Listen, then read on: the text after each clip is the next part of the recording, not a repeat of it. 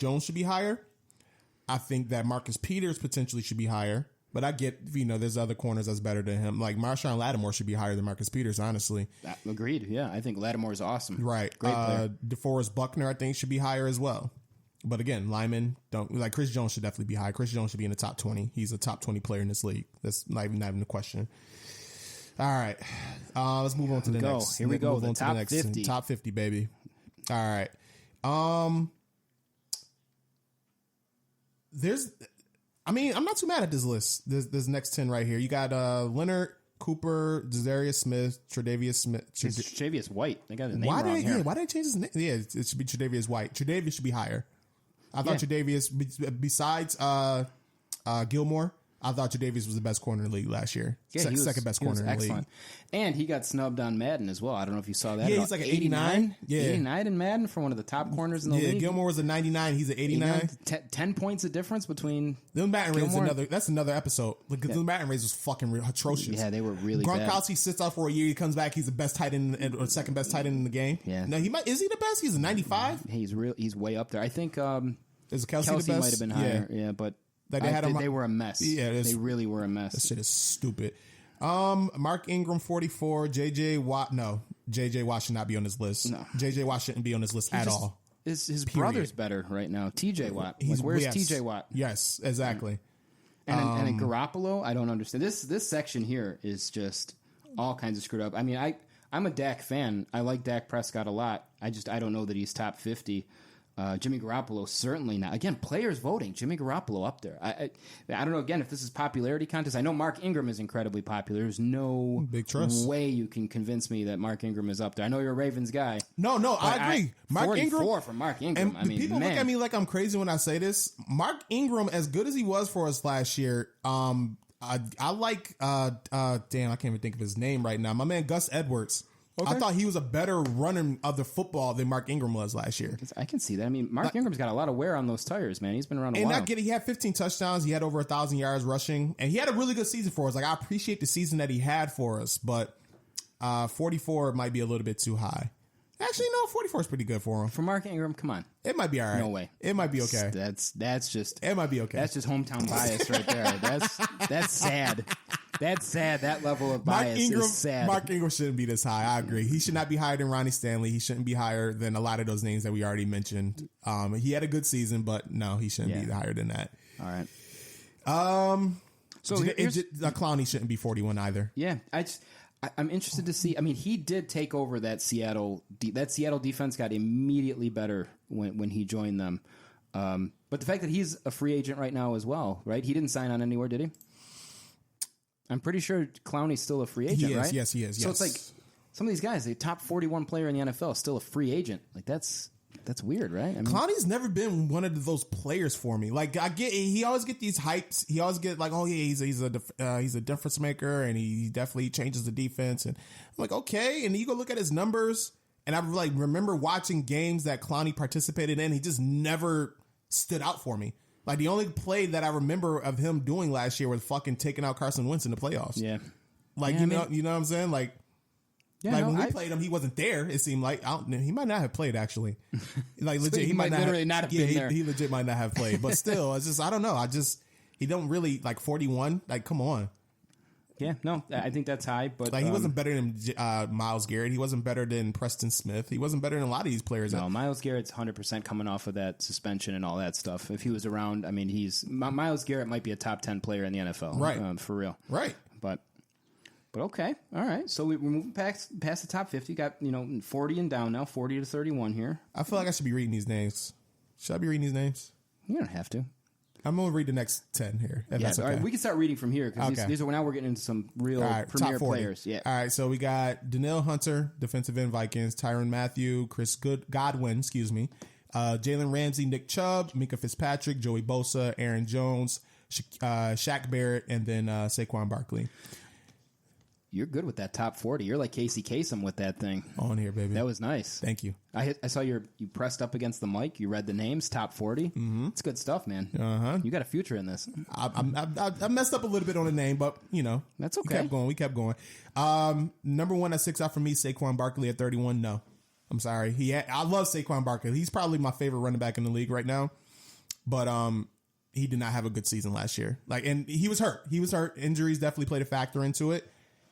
But with that, he should be much lower on this list, in my opinion. Lower, like a lower number? Like no, he should be in the top 10? He should be like in like the 80s. Wow. In the 80s? Maybe 70s. Saquon Barkley? Maybe 90s. So you think Saquon Barkley is the and type again, of player? My criteria, in that Josh Allen? My criteria is just Josh Allen shouldn't be on this list. My criteria is just based on last year. Just based off last year, who was the best players of 2019, 2020? Saquon Barkley was not a top 31 player. I'm with that. The reason I think that he could be even, we'll call it higher on this list, is because I think going into this year, right, if we're talking 2020, Saquon Barkley, I feel like, is a special talent. Like, I agree. He is an absolutely special talent. And again, yeah, if we're just going off last year's performance alone, correct, he's too high. Okay. But if moving into this year, I think he's okay there. Maybe even a little higher on the list would be okay. I think Chris Godwin, that's interesting. I mean, he put up numbers in that Arians offense. He's an interesting one for me because he's going like, in the second round of like fantasy football mock drafts. Like they have him like in the top like 20 players being drafted. And I get it. There's some hype around the Arians offense and Tom Brady going there. There's a lot of mouths to feed right now in Tampa Bay. And I mean, I haven't exactly watched a lot of Tampa Bay games, but is Godwin like a special talent or is he just in a system where he's a great number 2? I love him. Yeah? I love him as a player. Yeah? Yeah. Is he that good? He could be like a number 1 somewhere? He's a beast. Really? Yeah, he is. And again, it may be because he is a number 2. Like Mike Evans is the guy. Like he's the number 1 receiver. I think Mike Evans is nasty. Yeah, Mike Evans does not get as much respect as he should. Dude, I think he's like top 3 receiver in the league. He's you can make really that argument. Good. He does it all. Since he's been in the league, he has yet to not have a 1,000-yard season. Yeah, he is. Like, as a rookie, he's been good. Nasty. Like he's really. It's just that he plays really good. He plays in Tampa Bay, and it's Tampa Bay, so I get that. But, you go compare his numbers to any of the top flight receivers in the league, they're right up there with them. I'm interested to see what he does with Brady this year. With Jameis airing it out, but, man, he can run every route in the tree. Mm-hmm. He can line up anywhere. He's a goal line threat. Yep. Mike Evans, he would be on my short list of receivers to take. He can run after the catch. He does everything. Yes. He's really he blocks. He's criminally underrated. Yes. So with that, it makes me wonder, this one, for some reason, I don't know what makes me think, again, might be dating myself here, but there was a period of time where the Bills had Eric Moulds and Peerless Price. I don't know if you remember that combo at all. I do. Eric Moulds was good every other year, but Eric Moulds was a beast and underappreciated guy, kind of like Mike Evans. And they're very different players. Godwin's big. He's big. He's fast. Peerless Price was mostly just a burner. Yeah. But Peerless Price put up great numbers. Went over to Atlanta afterwards to be the number 1 there, and it was just kind of trash afterwards. And I could feel like if Chris Godwin went to the Jags to be their number 1, you think he's still a beast? Like, you still think he's top 40 in the NFL? He would put up numbers with the Jaguars because I like Gardner Minshew. I think that Gardner Minshew would put up numbers with him, but they wouldn't be a good team. You know what I mean? So it'd be like the same situation with Tampa Bay. You know what I mean? I think he can be a number 1 receiver for a good franchise. Yes, I do believe that. And like the Peerless Price thing, like what I remember from Peerless Price, he had a good season with Buffalo. Who's Buffalo quarterback that year when he had like 1,200 yards receiving? Oh, that's putting me on the spot. I don't know if it was Bledsoe or if it was Bledsoe. Like Flutie, but yeah, I want to say Bledsoe was in that because Bledsoe put up a really nice year, and both Peerless Price and Eric Moulds had over 1,000 yards receiving. Yeah. They were a very good tandem together, but yeah, Bledsoe was more of that sit back, drop back quarterback. Just slinging from the pocket. And then he went to Atlanta, and Michael Vick wasn't a really good, accurate passer. Right. Like, Michael Vick never developed his game to be a good passer of the football. So I think that hindered Peerless Price to a certain extent. Sure. You know what I mean? But, I get what you're saying, though. I think Chris Godwin could be like a clear-cut number 1 receiver and for a successful NFL franchise. Okay. You know what I mean? Like, you put him on like the Pittsburgh Steelers, he's instantly their best receiver, and he puts up another season comparable to what he did at Tampa Bay. Okay. You know what I mean? I could. I'm not going to argue against that. He was very good, but I was interested to see him because that's just a name that's emerged in the last year or so of a guy that's like an elite talent, right? Because he wasn't on anybody's radar coming out of college. I don't believe he wasn't really, it's kind of an afterthought, and then all of a sudden he just kind of burst onto the scene. And yeah, I just don't know that I'm sold yet, but. I feel you. I get it. He had one really productive year. You want to see more. Yeah. I get it. Yeah. I think Danielle Hunter should be a little bit higher. Yeah. Yeah. Danielle Hunter, he's been awesome since he's been in the league.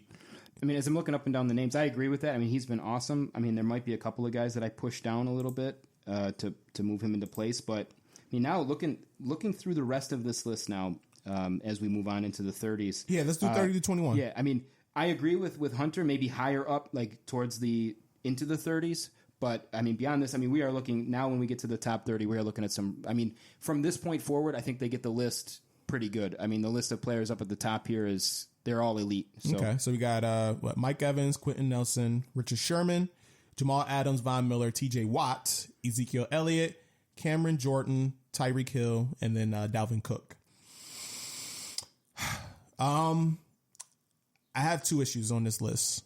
So do I. What are yours? You go first. One is Quentin Nelson. Really? I think Quentin Nelson is a top 10 football player. Oh, okay. All right. In the good direction. Yeah, cool. I think Quentin Nelson is the best offensive lineman in the NFL. Oh, and he's a monster. I think he's a top 10 football player, period. Cool. I like that. I can dig that. Okay, cool. Actually, I got 3. I think TJ Watt is a top 20 player because TJ Watt is fucking phenomenal. And you could have made the case he should have been Defensive Player of the Year if Pittsburgh was better. And Mike Evans, we talked about already. I get why they put him at 30. He's underrated. Dalvin Cook, 21. Nah. No? Nah. Wow. Okay, so that's really high for Dalvin Cook. I like that we looked at this list of 10 players. You had 3 things, and I had 2, and I had 2 different things. So it's pretty cool. I would say Dalvin Cook is nice right where he's at, or maybe even higher. Dalvin Cook, when you watch him play, and I just saw a stat the other day on burst, which is like either yards after contact or some kind of advanced analytics. And with some of these players, it was a really cool list for me personally because there were these players that I just really liked to watch. And some of them were like Marlon Mack from the Colts, just a guy you watch him and he's got this incredible burst. Raheem Mostert, underrated guy that I think he was trying to move on from the 49ers. I'm not sure where he went, but the guy that topped the list was Dalvin Cook. And these were 3 players. These were the top 3 guys on the list. And it was such a cool stat for me because I remember thinking to myself, when I watch these guys play, I'm like, these guys are fucking impressive with the eye test. Like, you watch Dalvin Cook run, he looks fast and he runs hard. Yeah. He's an incredibly impressive player. But I think he's fine where he is. The couple that I had were Richard Sherman. I think gets the veteran treatment here. Yes. He's still very good. But again... He's not better than Tre'Davious White. He's not better than Marshawn Lattimore. He's not better than Marlon Humphrey. Agreed on all counts. And now at this stage, like when he was in the perfect system in Seattle, and he was great. I'm a Richard Sherman fan. Me too. Right? Me too. Big time. One of the best lockdown zone corners of all time. Real quick, Hall of Famer, yes or no? Yes. Okay. Yes, because I think... So where are the people... Like if you watch him play and what he does, there were times where they just did not throw to his side of the field. Period. Yeah. And that is as locked down as it gets. Yeah. Right. So his interception numbers are low, and not, by the way, not all the time, because he's led the league in interceptions before. Yes. While they're actively not throwing to his side of the field. Right. He was the vocal leader of maybe one of the best secondaries of all time, a team that won the Super Bowl, by the way, on the strength on the strength of their secondary. Right. Again, we mentioned Earl Thomas in there. Cam Chancellor was a beast, but I mean, Richard Sherman. Awesome player. But I think at this stage of his career, he's a bit more of a zone corner that's not as dominant. But I like him. I like him a lot. But I think he could be lower on this list. And then the other one that I had that I kind of just wanted to talk about with you was Cam Jordan. Do you think Cam Jordan is still this kind of an elite player? Oh, yeah. Cam Jordan, you can make an argument he should be higher. Really? Okay. Cam's a beast. He's one of the premier pass rushers in this league. Because I've watched quite a few Saints games, and it seems like he always kind of has the numbers and people always talk about it. Every time I've watched him, I don't know.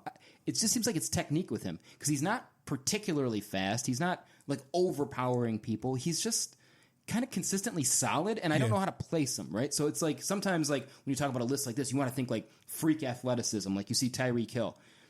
Human joystick 2.0. He looks different than any other player on the field, right? Cam Jordan just kind of never looked that way to me. He just kind of gets it done, which is interesting. He's like to kind of make a comparison. He's like the Emmitt Smith defensive ends. Like he Emmitt Smith. I get what you're saying. Not flash, just kind of gets it done. Gets it done. Yeah. Like he's gonna average 12 sacks a season. He gets to the quarterback. He stops the run. And he's not overly explosive, but he gets the job done. And he's a that was a bar. Interesting play. I like that. That was good. Yeah. was almost like a haiku. I'm a poet and didn't know it. Look at that. 17 syllables. Look at you go.